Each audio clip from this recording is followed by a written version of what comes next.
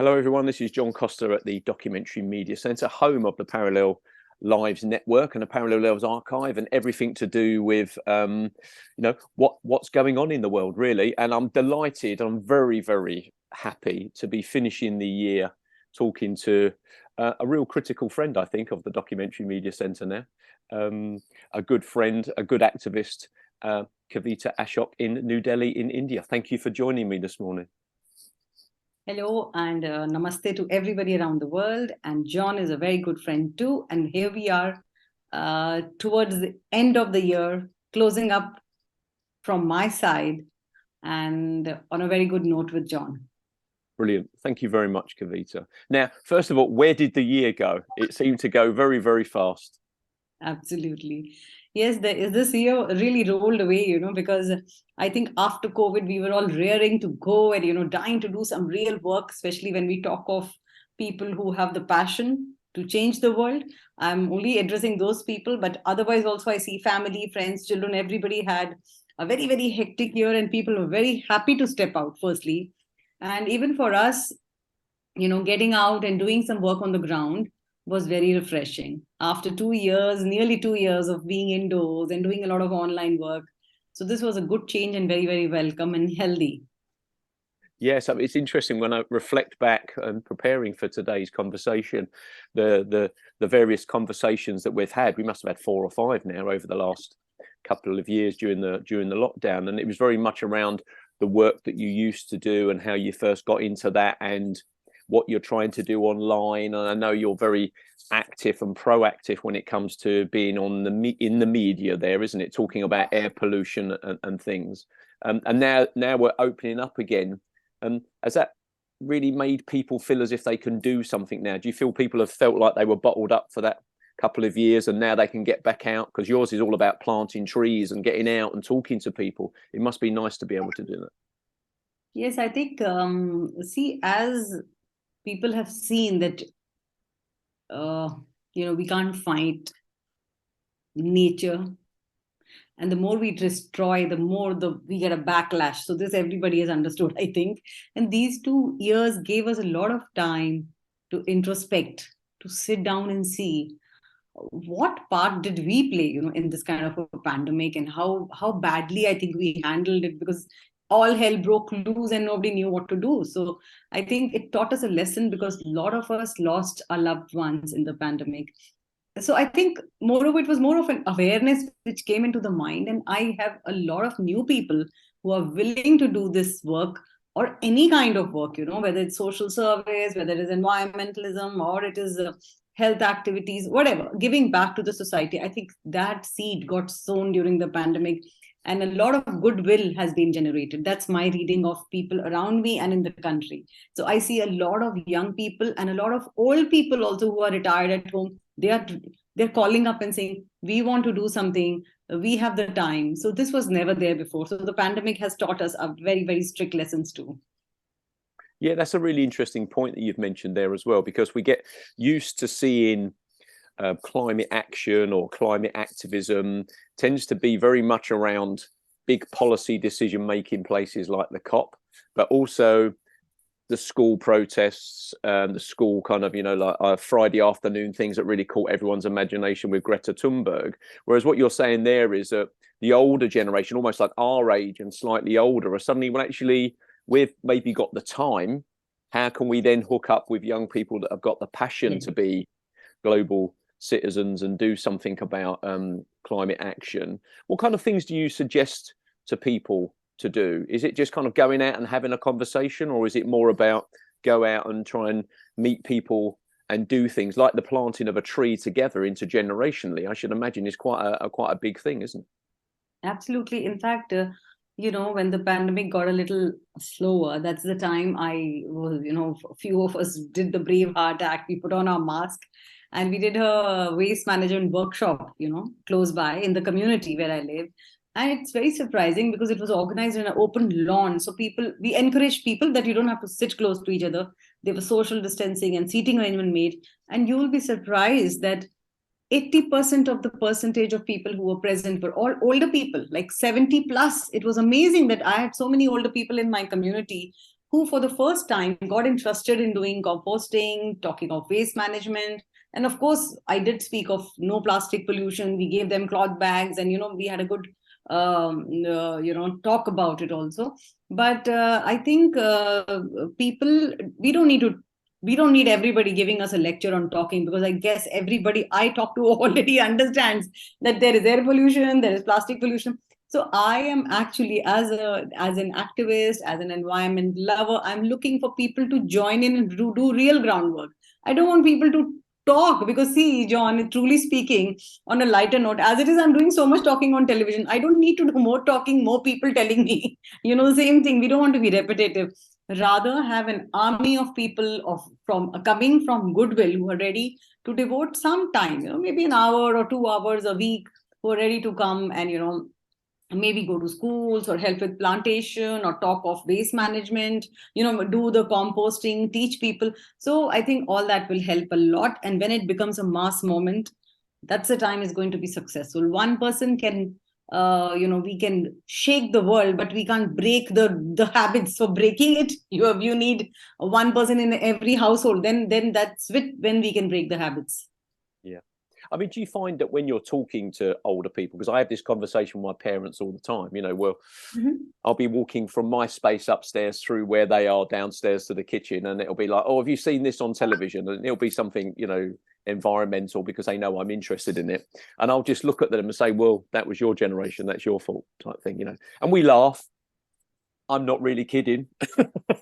And then they realize that it could all get a little bit serious, so they laugh a little bit more. But do you feel that the older generation now is starting to realize maybe, one, the impact that their consumerism or their view of the world, this kind of drive forward with plastics or petrol or cars, whatever, and obviously it's different everywhere in the world, I understand that, but that generation is ultimately responsible and has caused some of these things, that actually they're starting to feel as an individual they can actually make a difference when it comes to changing how we come up with some solutions for this?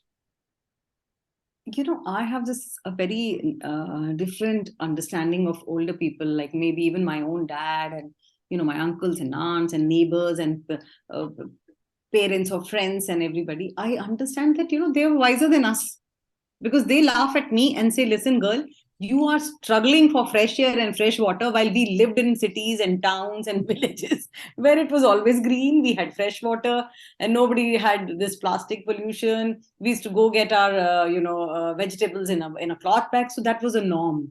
Now people like me are struggling, and we are battling for everyone to understand that please adapt these habits. But they said we always lived green, we always ate fresh and organic, and whatever was local. See, there's a difference. People ate local food. Now everyone's gone so global. I'm sitting here, I want to eat Californian grapes. Me, myself, I'm also a culprit to this whole bandwagon. I want to eat avocado from New Zealand. I want to eat grapes from somewhere. I want this, I want that. So consumerism has grown so much. With our parents, I don't think it was so great. So I think they were more wiser. And when I talk to them, they say, their reaction is, it's good you're fighting, but it's sad that now you have to fight for it. What we just got as a normal life, these were all the freebies. Now people are paying through their pockets, and still they're not getting the right food, the right air, the right water. And Bisleri was never there. Those bottled water was not the norm. Think of 50-80 years ago. I've never seen my parents drinking from Bisleri, even when we were traveling by trains or planes. Now you go to a restaurant, you hardly, somebody will serve you water in a glass. Everywhere you go, you have a plastic bottle. I went for a conference 2 days back in one of the hotels here, and I was talking of pollution and plastic pollution in the river Gangetic, Indo-Gangetic plain. And on my table were 20 small Bisleri, water of aqua. And I told them, please remove this plastic bottle from front of me, because I'm going to talk about plastic pollution. Yeah. So you can imagine, people don't have that understanding. There's no sentiment of understanding. So all this nonsense, this creating of a modern world has actually ruined us. And I'm sure all the older people listening to me are understanding, and they're all laughing at us. How foolishly we are fighting for what was always ours. A Yeah, that clean, was green, clean world.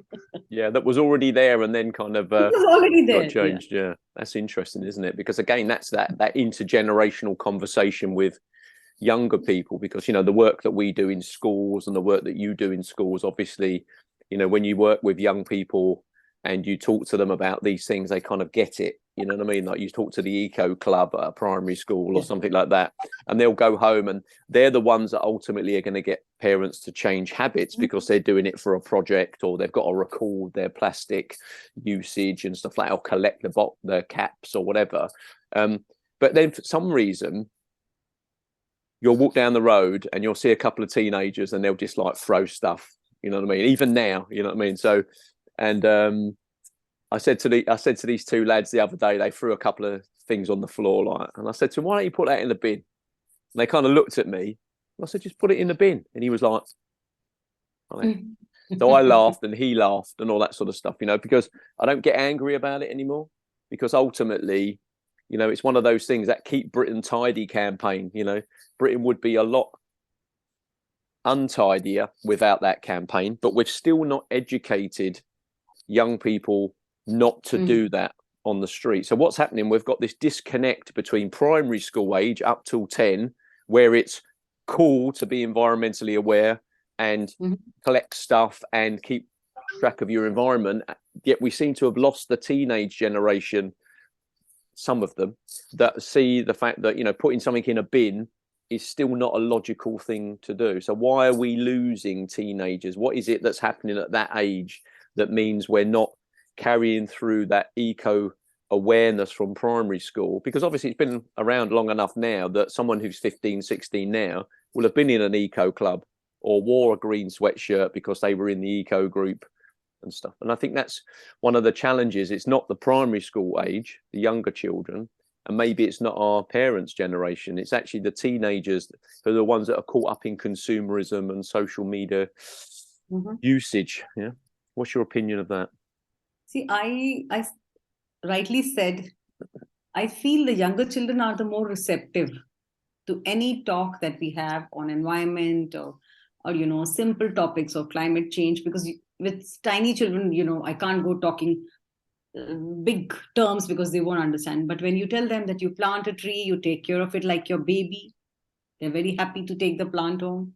You tell them, don't throw your juice, cans or thing on the road. They understand. Don't burst crackers because your city is very polluted air-wise. They understand. They go home and say, "Oh, we don't want crackers this year." So I don't think it's the little children who are insisting. You're right, because I think it's people of my age. I see a lot of people of my age who are more careless than their children, because we feel, that even I think younger 20s, 30s, they feel that, somebody's doing the work. It's okay. It's not my responsibility. So I think we lack in civic sense and social responsibility. More than just preaching, I think we need to invoke the civic sense in everybody, and it has to come from the school and it has to come from your home. Home is the biggest school ever, John, because your parents will teach you, it will really get ingrained in your brain. How much ever your teacher might say, it will help. But if your mother says, when you're a small child, it will get into your brain by saying, okay, this is the way, this is the normal etiquette of living in a society. So I think we need to understand again that the society is my home. Only this 4 bedroom or 2 bedroom is not my home. This studio apartment is not my home, or this bungalow is not my home. This whole society, then my city, then my grandmother's city, then like this. If you keep making your circle bigger, you'll cover a country. Then even when you're traveling to Europe, you don't want to litter there. So I think slowly it'll come, but I guess some responsibility even parents have to take. I go and talk to small children, but I feel that parents need social coaching a lot. Yeah, absolutely. It's that kind of that family learning approach, isn't it, as well? Because that's what kind of gets through the most. That's interesting.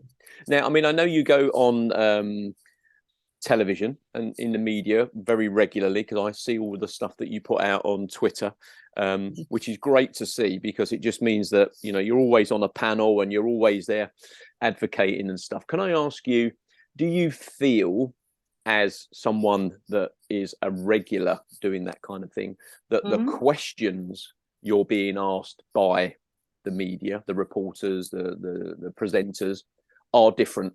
Or do you just feel that every time there's I think the last time we spoke, actually, there'd just been a disaster with the water that had come down from the melting of the glacier, or dam had broken or something like that. I think it was. I was saying to someone the other day, the last time we spoke, there was a natural disaster.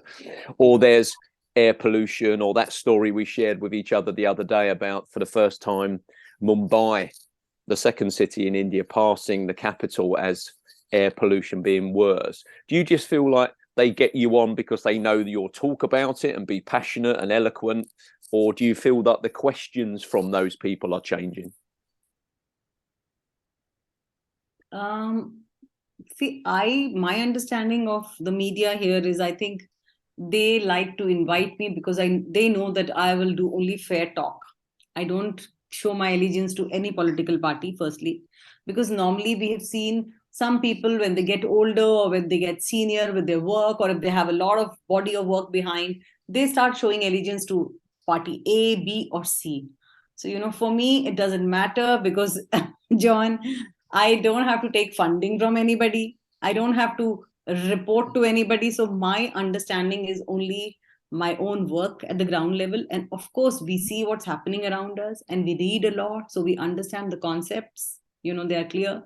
And so I think the media just wants one person who's neutral on a channel, because otherwise, if I have 4 people, 3 people are political. So who's going to talk the real issue? Who's going to say this is wrong, this is right, this is inadequate, or please push more, or do something from here, or this? So somebody has to pinpoint, or somebody has, even sometimes when they do good work, I acknowledge on screen also, saying that, okay, this was really lovely, this was really good policy, this dam, whatever, this natural disaster, how it was handled, this government, this state government. So I think USP would be because I'm neutral, and they understand that this lady is not doing any A, B, C, and any showing any allegiance to any particular ideology or party. So I think maybe whatever work they see me doing, so it's because of that. Otherwise, truly speaking, I'm also a very self-made person. And John, I have no bosses or a silver spoon in my mouth. My family was never into environmentalism, and nobody was ever in the media. I'm the first person in the family who's worked in the media from day one. So this was a different route that I took, as they say, the road less traveled in our family. Yeah. So because I had no connections here particularly, so I think I really had to work hard, and maybe somebody somewhere understands that, okay, she's worked hard, and so let's see what she has to say is happening. So it's not very a partial kind of a approach which I have on my talk shows. Now, I gave a talk at the university a couple of weeks ago for a professor that I know, to his media discourse events module students.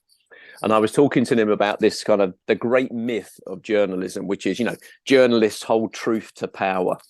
Now, of course, it doesn't matter who you are or whatever your extremist views are in anything, religion, climate, Holocaust denial, women's rights, it doesn't matter. That you've got newspapers, magazines, documentaries, politicians, academics that are writing books about it. So everyone is telling the truth from their own perspective. So really, the thing you need to be finding or thinking about is, can you find someone that you trust? Okay. And or maybe it is actually authentic.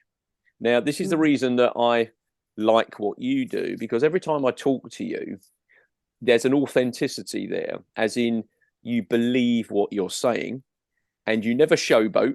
And as you going back to the media a moment ago, you're never campaigning. So you're not campaigning for office. So this is an opportunity for you to share your grand vision and plan of the world, or how to improve New Delhi. So therefore, the trust comes because you're authentic. And this is what we really need now from our leaders, dare I say it, you know what I mean, without putting any pressure on you. It's not about political leadership. It's not about business leadership. It's almost civic leadership in it's affecting our environment. It's intergenerational. What can we do about it? Yeah, that's right. Because, we have, I think even in every community now, I know, let's talk about the India system that I understand. because I'm more familiar. So I rather speak what I know more of instead of talking of some city in France, which I don't understand what's happening there. At least India, I can vouch for. What is happening here is every nook and corner, we have a small leader, right? Everybody wants to be a leader. Everybody wants to join a political party, and then they want the perks, they want the returns, of doing the work. So for me, I don't have that baggage. I don't carry that baggage on my bag. Whatever little I do, whether it is this much work, I'm happy. Whether it's this much work, I'm very happy. Even if it is this much, I'm happy because I know it's genuine. It comes from my heart. It comes from my pocket. I'm not asking anybody for anything. I don't take any donations. I don't take any grants. I don't take any money from anybody. So my kind of work is totally philanthropist. So and of course, networking, like you are a friend, you are a friend now because John, we work together, even if it is conversations and talks. Of course, Doc Media Center has given me a platform to reach out to so many people. So I think, see, there comes a bond now, no? That understanding has come. So that has happened with a lot of people in India for me. And slowly, I think everyone, we all respect each other's work. So there are a handful of people who are doing genuine work. There are a handful of journalists who value whatever little work I do. So that's the time, because then they call you and to so many conferences and so many of these TV programs and events, and they give you a little time to put your word in. So my word is always not about what I'm doing. I hardly talk of my campaigns. I always talk of what we can do collectively with the government. And normally my emphasis, if you see, always in my talk is more about how citizens can pitch in to help the government make that particular campaign successful. So whether it was cleaning up the Ganga, whether it was Namami Gange, cleaning of the Ganges River, which is a big project for India, started by the Prime Minister. So I always say, what can we do?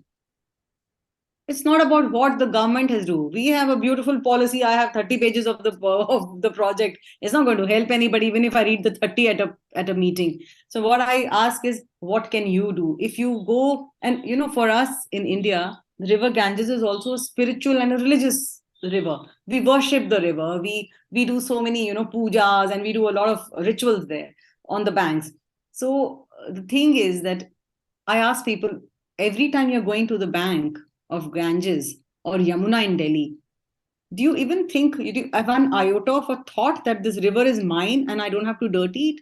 No, people don't. Then people don't understand that. They say, no, this is for religious reasons. So you see, religion, spirituality in India is so strong that it's very difficult for an activist or an environmentalist to put the case across to people and say, listen, please stop polluting the river, and contribute with the government. So I always say that activism from my side is not a very aggressive anti-government exercise. I won't take flags and sit outside the president house or the prime minister house and create a havoc that already so many people are doing, John, and trust me, it's not helping anybody. It has not helped anything in India. You take 30 children from a school, you sit outside a ministry, you shout morning to evening, give snacks to the children, you come back.